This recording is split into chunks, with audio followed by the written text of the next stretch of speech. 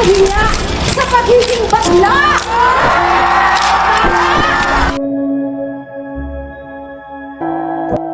Isang mundo kung saan ang lahat ay may kanya-kanyang kwento. May ilan na patuloy na nagtatago dahil sa takot sa panghusga. Sa mga eskwelahan, hindi pa rin ganap natatanggap ang LGBTQIA+ bilang normal na bahagi ng lipunan. Bakit nga ba kailangan magtago?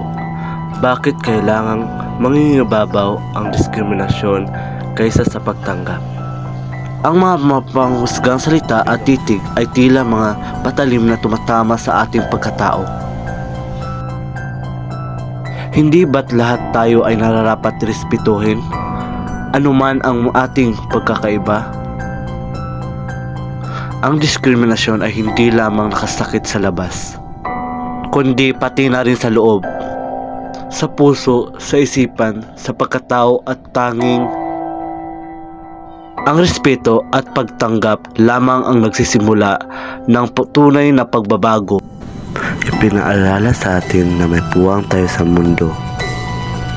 Dito nagsisimula ang tunay na pagbabago.